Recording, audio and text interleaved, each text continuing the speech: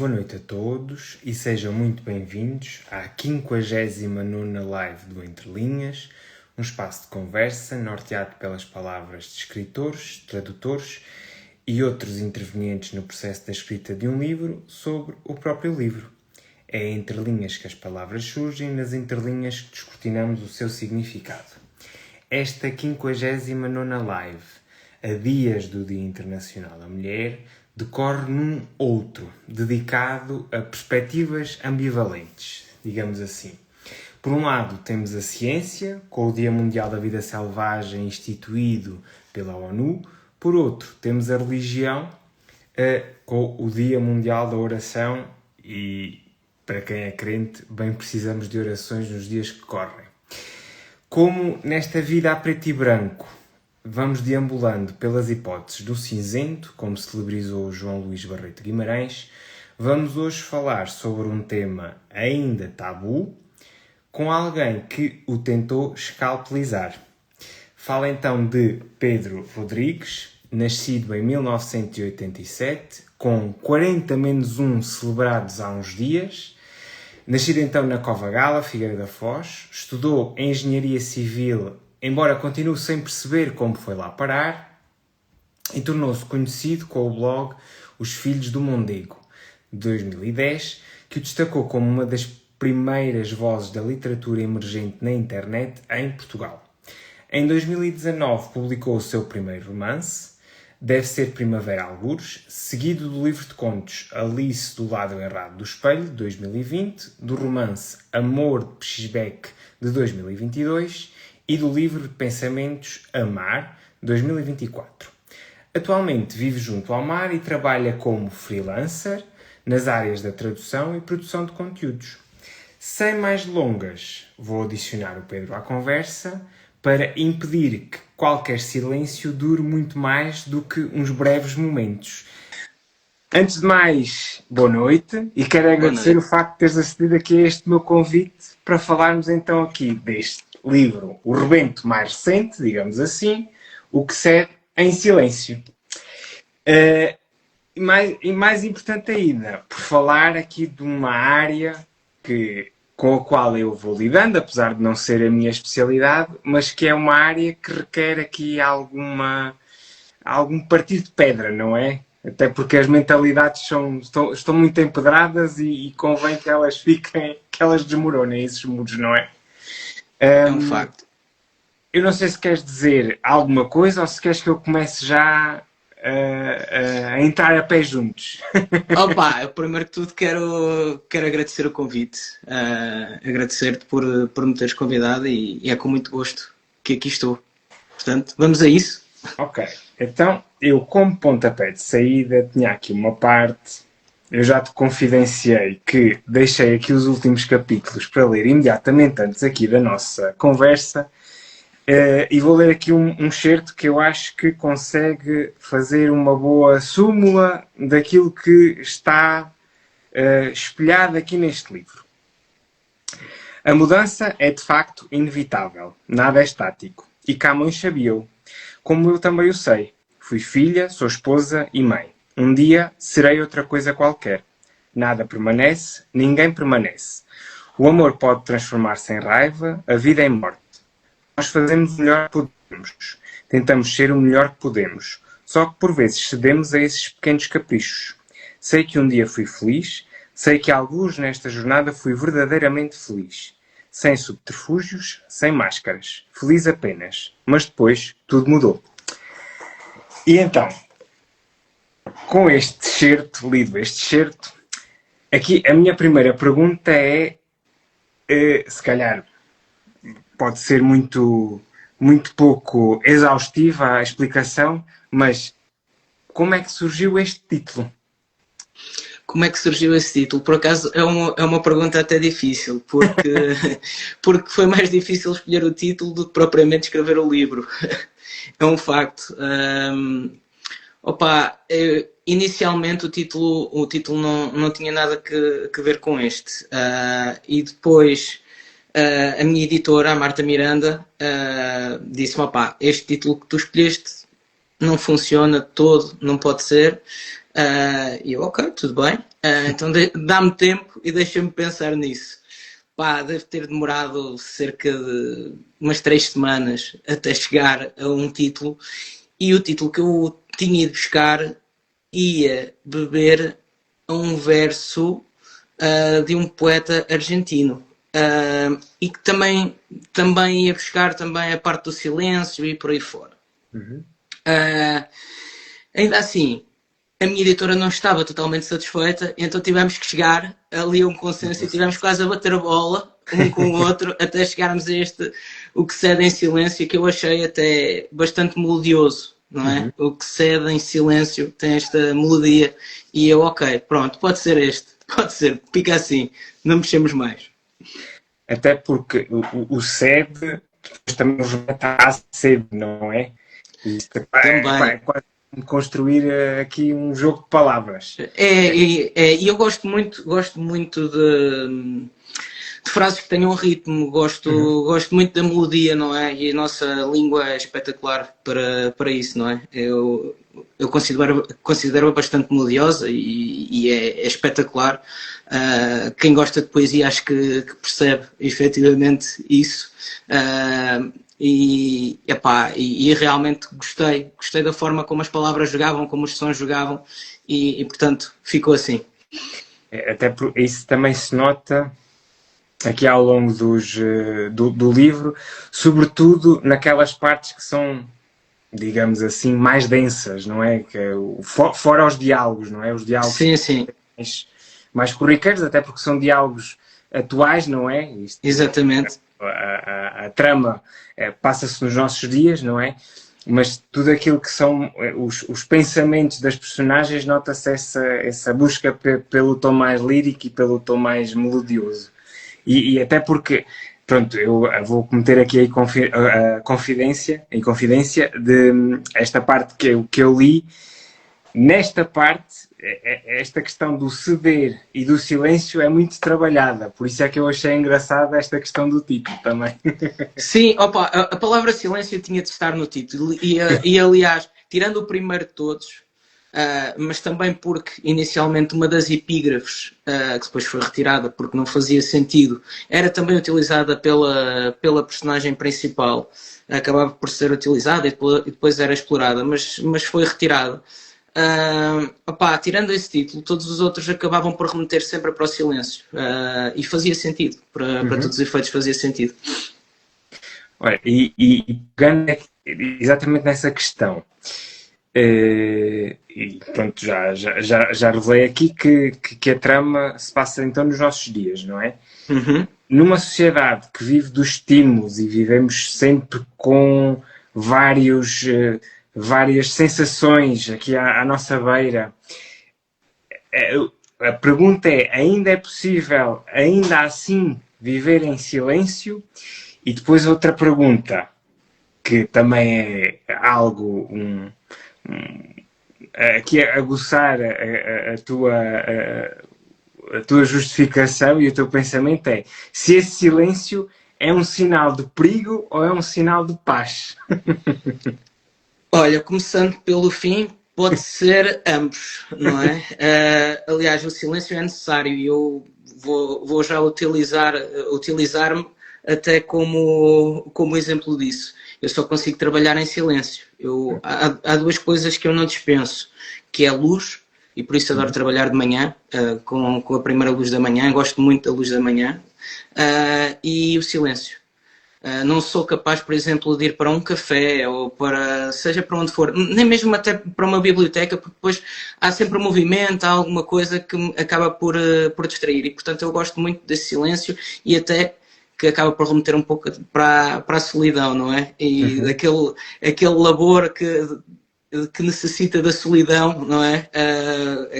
E acho que isso faz parte até do imaginário do escritor ou do artista, não é? Que trabalha sozinho numa cave ou Pronto, basicamente é onde eu estou, é numa cave. E em relação ao silêncio, eu acho que muitas das vezes é mesmo necessário, com tanto ruído, ainda mais, por exemplo, Uhum. nesta altura, especialmente nesta altura, neste momento que estamos a viver, em que há demasiado ruído, infelizmente há demasiado ruído, não é? E o mundo efetivamente devia silenciar um pouco e amenizar, acalmar, porque isto não está fácil. Eu acho que o silêncio é necessário. Mas depois tens o outro lado, não é? Que por vezes o silêncio esconde alguns monstros, alguns demónios. Olha, exatamente, se calhar, por causa desses demónios, e até pegando aqui em outras referências bibliográficas, sim, em outras referências literárias, nós estamos a preterir as nossas vontades, tendo em conta aquilo que abordamos aqui no livro, para satisfazer as vontades alheias. Isto é quase como o soma do admirável mundo novo, ou seja, estas questões do prazer e vivermos aliados e alienados daquilo que nos está ao redor, para de alguma forma passarmos a ser quase uns zombies. Nós estamos efetivamente a viver num admirável mundo novo, e disso eu não tenho dúvida alguma. E efetivamente vivemos também numa sociedade de representação, não é? E é fácil. Nós neste momento estamos nesse meio, não é? No meio da representação, da pompa, tudo parece brilhar, não é? E depois muitas vezes é só um px-back, como lá está, como esse tal romance que eu escrevi. E eu acho que sim, acho que é mesmo isso, que nós vivemos muito na representação e muito, lá está, às vezes alienamos-nos demasiado, e depois é difícil encontrarmos novamente o nosso âmago, não é? O nosso centro. Acaba por ser difícil, afastamos-nos tanto que depois acaba por ser muito difícil fazer essa jornada de volta até ao nosso centro. Olha, mas falaste aí na questão de vivermos quase num mundo ficcional. Ainda assim, e é uma coisa que tu também aqui referes, a realidade pode ultrapassar a ficção, não é? É incrível às vezes como as duas se embrulham, não é? E tu não sabes onde é que uma começa e a outra termina, não é? E no caso da criação deste livro, por acaso, as coisas acabaram por se embrulhar. Porque eu não tinha um final para o livro, isso depois é explicado na nota do autor, e posso falar sobre isso sem estar a estragar a leitura a ninguém. Mas eu não tinha um final para o livro, e o que aconteceu foi que o final me caiu no colo, vindo da própria realidade, não é? Que foi o fecho do caso que deu origem ao livro. E depois é tal coisa, eu pensei logo, era impossível eu conceber um final assim, porque eu não conseguia, não estava a chegar lá. Eu já tinha o livro praticamente fechado, mas faltava um final, e eu queria que o final fosse marcante, não é? Mas eu não conseguia conceber, por mais que eu lesse, por mais que eu, sei lá, por mais séries ou filmes que eu visse, por mais que eu estimulasse a minha imaginação, eu nunca chegaria lá. E pronto, foi a realidade a suplantar a própria ficção, ou embrulhar-se com ela. Olha, e relativamente à estrutura aqui do livro, eu tenho aqui duas questões. Porquê é que decidiste fazer aqui construir esta estrutura quase em sanduíche? Eu digo que estrutura em sanduíche porque é um capítulo outro, um capítulo um capítulo outro, e nós andamos quase bola de ping-pong, não é? Exatamente. A ideia era mesmo essa, quase fazer um ponto cruz, não é? Andamos aqui, vai ali, vem cá, pronto, basicamente era isso. Mas eu quis dar, imagina, eu quis dar as duas perspectivas do mesmo casal. Pronto. Não queria que fosse centrado só numa personagem. Gostava que a outra também tivesse ali algo a dizer, e que as pessoas, ao lerem, que detectassem as pequenas nuances que existem num casal. Às vezes não compreende tudo o que está a passar com o outro e às vezes lá está, acaba por se alienar da própria da realidade, da relação e nós não. Lá está, se eu tivesse só uma personagem a fazer isso, estava só a dar o ponto de vista dela. E eu quis dar o ponto de vista, por exemplo, dessa personagem, porque é que está a fazer isto e porque é que a outra se está a sentir de determinada maneira. Acho que dava mais espessura, até mais densidade à trama, a meu ver. E assim os próprios dilemas, quer de um, quer do outro, extravasam melhor, não é? Eu creio que sim. A minha ideia era efetivamente essa. Olha, e outra questão ainda relativamente à estrutura. Porquê esta construção quase como um tríptico? E depois, associado a isso, porquê estes títulos para estes três momentos, para este tríptico, para cada uma das partes deste tríptico? Pá, eu acho que para ajudar a história, acho que era necessário dividi-la mesmo assim, em três partes, com um crescendo de intensidade até chegar àquele final. Pá, e depois é tal coisa, eu adoro ler poesia e tinha a Adília Lopes, aliás, a primeira epígrafe de todas era um poema da Adília. E foi sempre ficando, e eu imaginar uma personagem, a própria Adília, no meu imaginário, era uma personagem assim, estás a perceber? No meu imaginário mesmo, naquilo que eu imagino dela na minha cabeça, como se estivesse a ter às vezes conversas com ela, e através mesmo dos livros que aqui tenho dela, e então eu imaginei esta personagem muito a partir daí desses poemas e dessa personagem Adília, chamemos-lhe assim.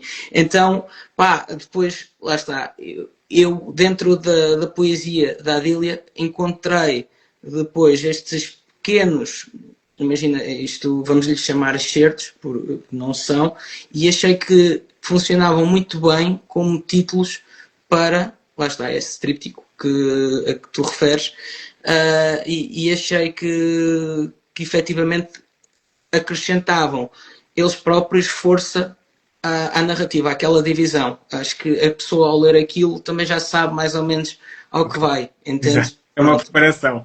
Exatamente, exatamente. Ao entrares aqui, é isto que te espera. Exatamente, exatamente. Olha, e aqui uma curiosidade,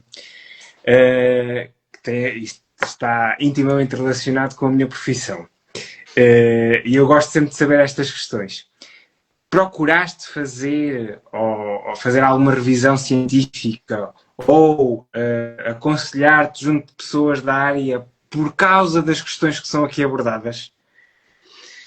Isto é assim, eu faço terapia, eu ando em psiquiatria já há muitos anos, desde os meus 10 anos, posso dizer isto, não tenho estigma algum com isso, não tenho, e acho que não se deve ter. Exato. Não se deve ter. E então eu acho que todos estes anos de terapia me ajudaram também nisto, entendes? Depois as partes mais técnicas não tive ajuda, mas tentei fazer uma pesquisa exaustiva dentro do que me é possível, do que me é humanamente possível e de que eu sou capaz, não é? Dentro das minhas limitações, tentei fazê-lo. Eu também sou um fascinado por saúde. Eu tirei a engenharia civil, mas eu queria mesmo ter ido para a farmácia, portanto houve aqui, a minha mãe foi técnica de farmácia durante 42 anos também, já havia essa ligação ao mundo da saúde e sempre houve muito fascínio, mas como é óbvio tenho as minhas limitações, tentei fazer uma busca, mas tudo o resto acho que vem destes anos todos de terapia e de desmistificar de tudo o que se passou comigo, ajudou bastante. Farto-me dizer isso, que a terapia é uma ajuda tremenda. Sim, senhor, sim, senhor. É que, pronto, sem querer revelar muito, eu estava-me até a referir mais à questão dos reportes.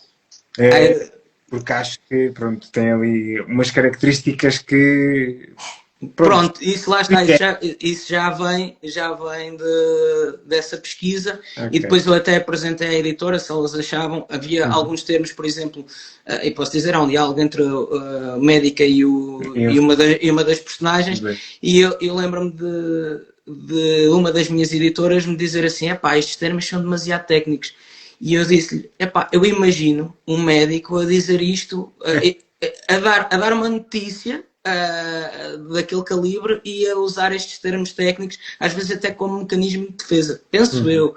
Pronto, mas isto já veio também da minha cabeça. Okay. Procurei os termos e depois achei que funcionavam. Por exemplo, aí. Sim. Olha, e aqui uma última pergunta desta primeira parte. Isto não é um tríptico, é um dístico, digamos assim. Quais é que são os projetos para o futuro? Os projetos para o futuro. Agora, neste momento, estou sem traduções, mas a aguardar que venham novos manuscritos para armar as mãos. Tenho um projeto de uma loja online para as minhas ilustrações, que estão aí pelo perfil. Quero muito levar isso a cabo, porque já vai com alguns anos de atraso. Deves ter muitas pessoas a pedir-te isso, não? Tenho deixado as coisas avançarem e sem necessidade nenhuma, porque já me podia ter debruçado sobre a questão da loja online, e este ano acho que vai ser, não tenho a certeza, porque já ando a pedir os orçamentos e desta vez vai de certeza. Em relação ao livro, já há uma história já aqui a Magicar, já tenho aqui um caderno e já estive a estruturar mais ou menos aquilo que quero. Vai ser diferente de tudo o que eu fiz até agora, porque eu também não gosto de caixinhas. Os meus livros têm tendência a ser todos diferentes, e os projetos em que eu me insiro também, eu toco todos os pianos, ou tento tocar todos os pianos, vou da ilustração à tradução, a escrever o livro aqui da escola de bodyboard daqui da zona, porque já fez 30 anos, no ano passado, é a escola de bodyboard mais antiga do país, e pediram, e por acaso foi um projeto muito engraçado em que estive inserido. Também já escrevi para publicidade. Portanto, eu gosto de tocar todos os pianos e gosto de me desafiar também, gosto de me desafiar. Agora, projetos, estou mesmo mais à espera de traduções, que conto que venham entretanto. Hei de ter agora mais eventos relacionados com este livro, e quero surfar esta onda tanto quanto possível. E pronto, e é a loja online, e continuar a fazer estas ilustrações, porque me dá mesmo um gosto tremendo, e também as artes plásticas. Agora não tenho podido fazer isso, porque com o temporal que esteve, tivemos aqui alguns stresses em casa. Aliás, a casa está caótica, isto aqui à volta, isto parece tudo muito bonito, mas é mesmo só cenário. Lá está, isto é tudo encenado, basicamente. Nós mostramos aquilo que queremos, só que isto à volta está tudo, nem para as plantas foi bom, ainda hoje estive a tratar delas. E pronto, agora os projetos estão muito por aí. Há muita coisa que creio que ainda irá acontecer este ano. E aqui só, não sei se me permites dizê-lo, mas eu ainda assim vou dizer. Força! Quase em jeito de pergunta. Este é o teu romance mais maduro? Sem dúvida alguma. Sem dúvida alguma. Ok. Sem dúvida alguma, e lá está, e nós olhamos para trás e percebemos que tudo aquilo por que passamos, tudo aquilo que fizemos foi necessário. Isto é um clichê, mas é verdade. Esse caminho foi pavimentado com todos os sucessos e insucessos que me trouxeram até aqui. Mas este romance é o meu mais maduro e foi o mais trabalhado, porque efetivamente nesta nova casa tive uma pessoa que me disse logo desde o início: quer explorar todo o teu potencial, acho que tens bastante potencial e quero explorá-lo. E explicou-me, teve reuniões comigo, e pronto, e efetivamente acho que o fez. Foi sem dúvida nenhuma uma das timoneiras deste navio. Sim, senhor. Que chegou ao bom porto. Exatamente. Olha, então terminamos a parte sobre o livro, agora vamos falar sobre o autor. Vamos a isso. Então, A primeira pergunta, aliás, as perguntas são sempre as mesmas, e a primeira é: como é que começou a paixão pelos livros? Paixão pelos livros vem desde, olha, posso precisar mesmo. A terceira classe andava aqui na escola primária, eu sou da Cova Gala, Figueira da Foz, e nós tínhamos aqui a escola primária da Gala, e a minha professora, da altura, tinha ficado muito surpreendida porque eu tinha feito uma composição e tinha utilizado uma palavra que ela até disse à minha mãe: isto não é normal para uma criança desta idade usar esta palavra e escrevê-la bem. O mais, o mais absurdo, digamos assim, é o facto dele, com esta idade, ter escrito a palavra bem.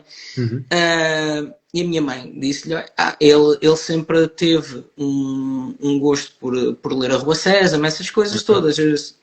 Pronto.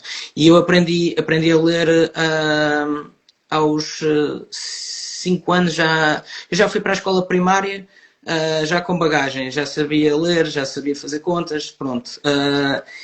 E chegado a esse terceiro ano, a minha professora disse: não, isto nós ainda temos que o levar mais longe, e deu-me um livro do Clube das Chaves, que era o quarto volume do Clube das Chaves, que é o Clube das Chaves mete tudo em pratos limpos. Está aqui, é daquelas coisas que não se esquece, não é? E pronto, e a partir daí comecei a devorar os livros do Clube das Chaves. E acho que essa paixão pelos livros começa a nascer daí, e depois de querer escrever. Eu sempre gostei muito de escrever, de desenhar. Também acho que fui uma criança, apesar de ter muitos amigos e apesar de ter feito sempre muitos amigos por causa do futebol, também fui uma criança muito solitária, porque gostava de estar no meu canto, a criar as minhas coisas, por exemplo, a brincar com legos sozinho, a criar mundos, a desenhar, lá está, por exemplo, sempre gostei muito disso.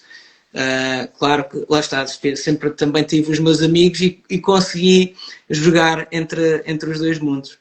Mas acho que a paixão vem daí. E já agora, uma curiosidade. Ainda te lembras qual é que é a palavra? Não, a palavra, mas, epá, eu juro-te, eu já andei para trás e para a frente com a palavra e não me lembro. E já estive a ponto de contactar a minha professora, a Dona Clara, para lhe perguntar isso. Já estive a ponto, porque depois é aquelas coisas, para uma pessoa como eu, que está sempre ali a matutar nisto, parece que há aquele bichinho que está aqui, não é? Que vai andando sempre. Por exemplo, agora estou a falar disto e estou-me a lembrar novamente da história, e se for preciso vou estar aqui outra vez a tentar ir buscar, mas pronto, é o que é.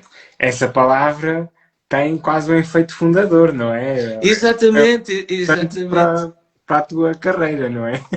Mas eu lembro-me também de ser miúdo e à mesa estar a falar com a minha mãe, por exemplo, me corrigir, e nós depois estarmos a ver como é que se construíam as palavras, não é? Pronto, e como é que se construíam frases, e como é que se fazia. Tinha isso, e com o meu avô era com a tabuada. Imagina, estávamos à mesa e ele ia-me perguntando a tabuada.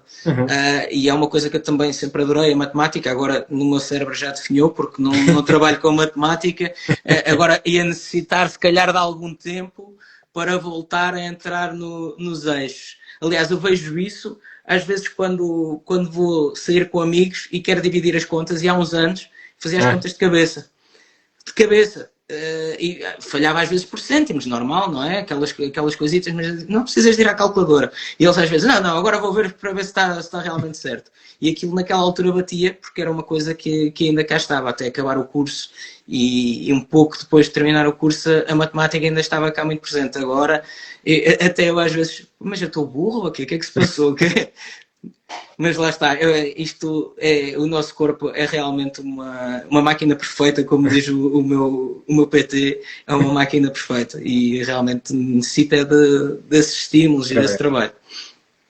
Olha, e eu também gosto de tocar vários instrumentos, digamos assim, e gosto sobretudo de tentar associar as diferentes artes. E tenho tentado adensar aqui a minha playlist do Spotify com a próxima pergunta, que é se há alguma música ou músicas relacionadas com o processo da escrita deste livro. Eu já tenho uma resposta.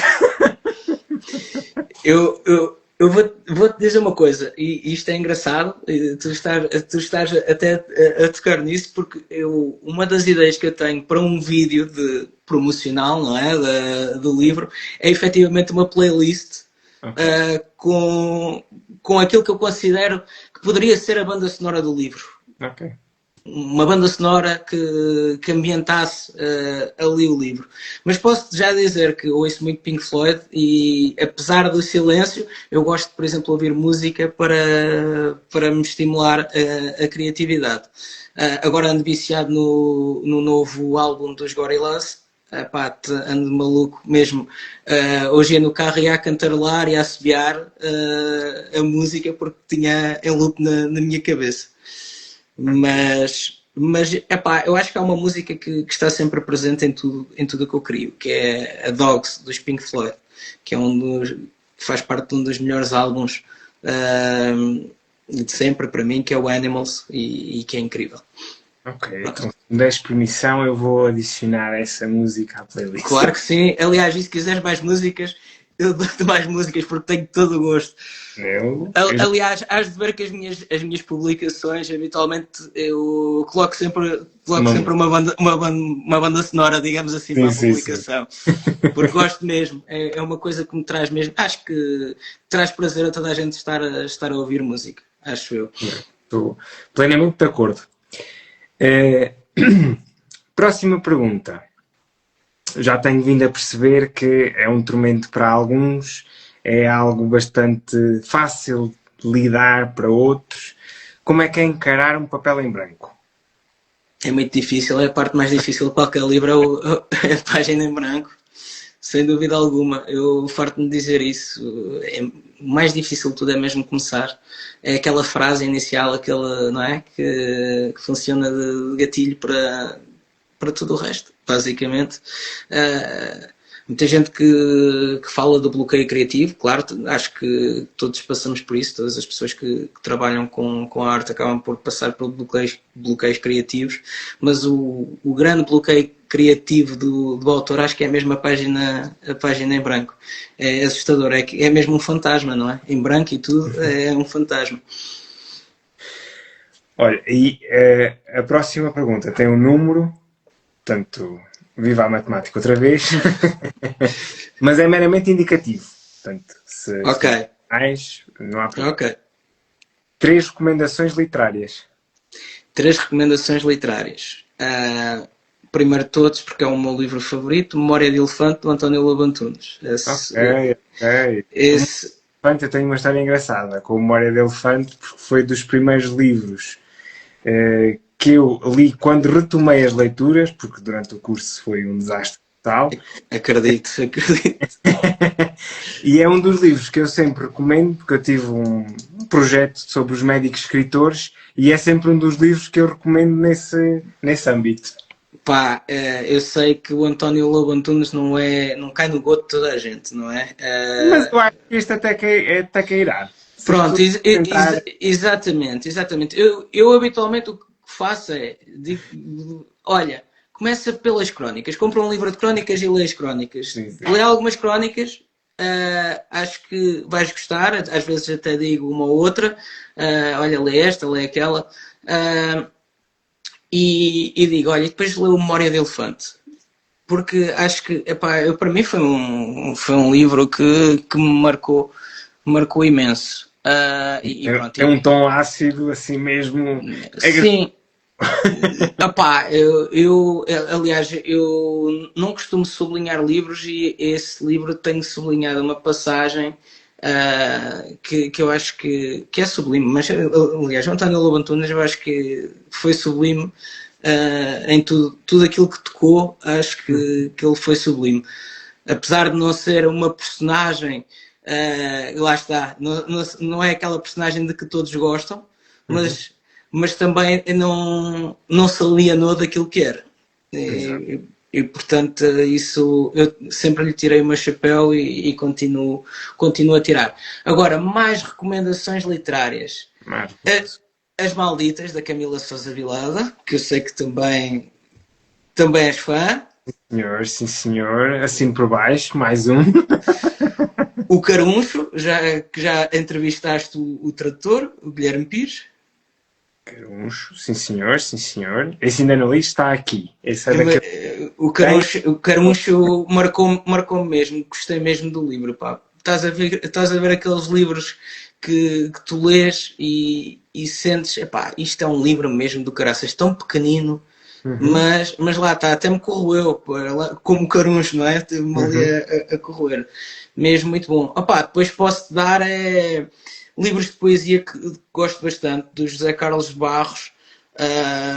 Posso-te dizer qual o Taludes Instáveis, porque reúne a obra toda, ou praticamente toda dele. E o Guilherme, por exemplo, já trabalhou com ele enquanto editor num dos livros. Acho que é o Penélope que escreve a Ulisses, que foi editado pelo Guilherme. Estou aqui a olhar porque eu tenho os livros, por acaso, do José Carlos Barros.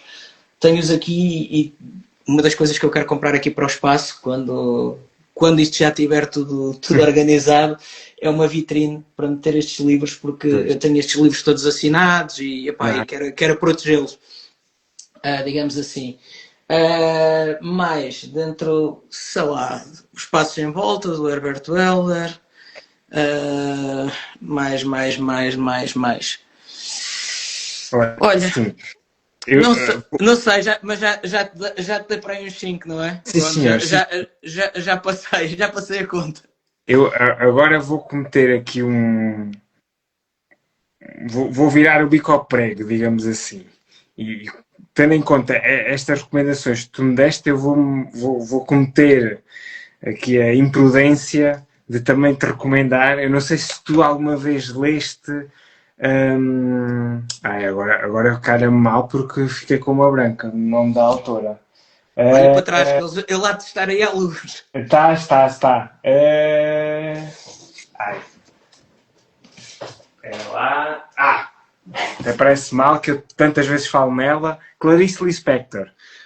Olha, está ali, está atrás de nós. Não consegues ver porque tens o computador, ela está lá para trás. Se não leste, mas já leste algum? Já, tenho ali olha, ali a Hora da Estrela e acho que foi o Laços de Família que eu li. E tenho ali o livro de contos, é de que editora? Já nem sei. É da Relógio d'Água. Exato. Era editada anteriormente pela Relógio d'Água, sim. Pronto, eu creio que é essa edição que eu todos tenho. Os contos. Que sim, os contos reunidos, sim. Exatamente. Tenho ali para ler. Então, tendo em conta aquelas recomendações que tu me deste, eu aconselho-te a ler A Paixão segundo GH. Pronto, ok. E sabes que eu tenho aqui o livro. É engraçado. Melhor. Ainda não li, mas tenho aqui. Porque depois é tal coisa. Nós vamos comprando. E depois já não temos capacidade para ler tudo o que aqui temos. E depois, tendo em conta o teu gosto pela poesia, por Adília Lopes, e tendo em conta estas recomendações que também me deste, eu não sei se alguma vez leste o João Luís Barreto Guimarães. Já, sim senhor. Também tenho ali dois ou três livros dele. Também gosto bastante da poesia dele. Ok. Pronto. Então, também é médico. Pronto. Falando em escritores médicos, mais um. Exatamente. Tenho que aqui defender a minha classe. Exatamente. Pronto, isto tudo serviu de preâmbulo para a última pergunta, que é sempre uma pergunta complicada porque requer aqui um exercício. Eu não sou PT, mas esta é a minha forma de exercitar aqui o cérebro. E a última pergunta é, se a tua vida fosse um livro, qual é que seria o título? Opa, sabes como fizeram essa pergunta há pouco tempo? Boa! Não é mais fácil. E eu realmente fui apanhado de surpresa, não é? Mas eu disse, Pedro Rodrigues, uma vida de incongruências. E acho que, como tu segues o meu perfil, sabes que tenho algumas das minhas ilustrações. Eu dei o nome àquele conjunto incongruente, porque aquilo não faz sentido nenhum, digamos assim, ou pelo menos aparentemente não faz sentido. Quer dizer, nos tempos que correm, eu acho que também já pouca coisa faz sentido. Portanto, Exatamente. As congruências passam a ser muito congruentes. Exatamente, é um facto. Pronto, chegámos ao final. Espero que não tenha sido nenhuma prova de esforço. Não, Nem tenha foi espetacular. Foi espetacular. Falámos então sobre o que cede em silêncio e não nos mantivemos em silêncio, portanto, muita coisa dissemos. Exatamente. Olha, não sei se queres aproveitar para dizer quando é que serão as próximas apresentações, porque eu acho que estão aí umas apresentações próximas. Sim, tenho no dia 6 vou ao Porto e depois já tenho mais duas datas que estão praticamente fechadas, também são no Norte. Mas ainda não sei se já as posso divulgar, mas esta do Porto posso já dizer que irei lá no dia 6, sexta-feira, às 6h30, na FNAC do Norte Shopping. Portanto, se houver alguém do Porto que esteja aí a ouvir-nos e que queira aparecer, força, tenho todo o gosto. Pronto, olha, e eu assim faço já o convite para fazeres também uma apresentação aqui no interior, está bem? Que eu tento fazer o entre linhas para aproximar aqui o interior do litoral, porque é sempre mais difícil estes eventos culturais serem dinamizados no interior, mas fica o convite para vir cá, pessoal. Eu, com todo o gosto, com todo o gosto. É uma das coisas que eu digo que mais gosto neste processo, neste processo criativo, chamemos-lhe assim, é depois esta parte de estar com as pessoas, porque eu gosto, efetivamente, de estar com as pessoas, de falar com elas, de falar sobre elas também, sobre mim. Lá está, eu já passo tanto tempo sozinho aqui no meu trabalho, lá está, gosto do meu lado que remete para a solidão, mas também adoro estar com as pessoas e poder falar sobre isto, sobre o que quiserem, sobre o meu labor, tenho todo o gosto, sobre a vida, tudo. Senhor, pronto. Então terminamos assim este Entre Linhas. Obrigado mais uma vez. Eu é que agradeço, e resto boa noite. Igualmente, tudo bom.